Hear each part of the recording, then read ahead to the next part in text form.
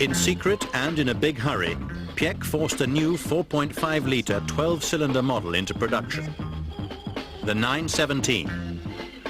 The FIA duly inspected 25 cars at Zuffenhausen and pronounced them raceworthy.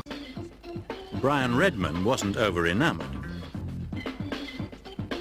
I got into this thing first time ever, and it had this giant windshield wiper, like that length, of a Boeing 707. And it's over on the left here, and the pits are on the right. And I started the engine, the mechanics are showing me what things are. And they said, okay, switch on the Viper. So I switched on the Viper, and it went, wow, and flew off. It went right past Herbot into the pit. So I switched everything off, got out. Herbot said, Brian, why are you getting out? I said, Herbot, the windshield wipers come off. Brian, he says, go slowly. A third 917, number 10, seen here in practice, was to be driven by Herbert Linger and John Wolf. Wolf later lost control on the first lap of the race and was killed. The 917, what can you say about this car? Just the sound of the name or the sight of the car brings up the hackles on the back of your neck in excitement. A car which every driver during the early 1970s would love to have driven. Here we have the engine. It's a flat 12, air-cooled engine, can you believe it? First time they produced a flat 12 engine. Has a fan down there in the middle. And I remember one day we're at the racetrack sitting in the pits and suddenly the fan just took off and went out through the bodywork. So let's take a look around here.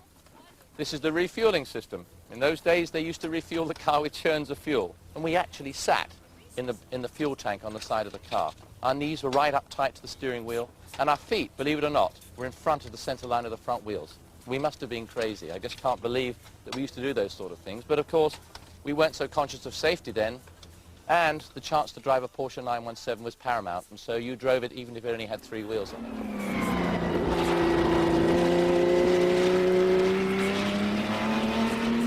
Well, this is it.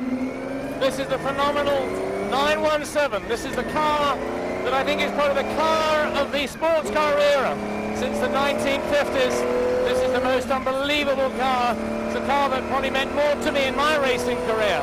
The first real sort of sophisticated sports car I ever drove. It's a flat 12 air-cooled engine, no turbochargers, just a nice straight flat 12 air-cooled engine, 4.5 litre depending on the year, and it was the main car for the 1970 and 71 series. Absolutely incredible to drive, very, very smooth, talking engine, and even when I drive it today, it nearly brings tears to your eyes when you think about just what wonderful races and battles we used to have. People say, you don't have very good rear vision, do you? And you say, you didn't have to have rear vision because you're always in front. And we're giving it some stick now as we go on the straightaway. This car did 246 miles an hour at Le Mans. Only doing about 160 now. Absolutely outstanding little car. So small, you cannot believe how small it is. 4-speed gearbox, down to second gear.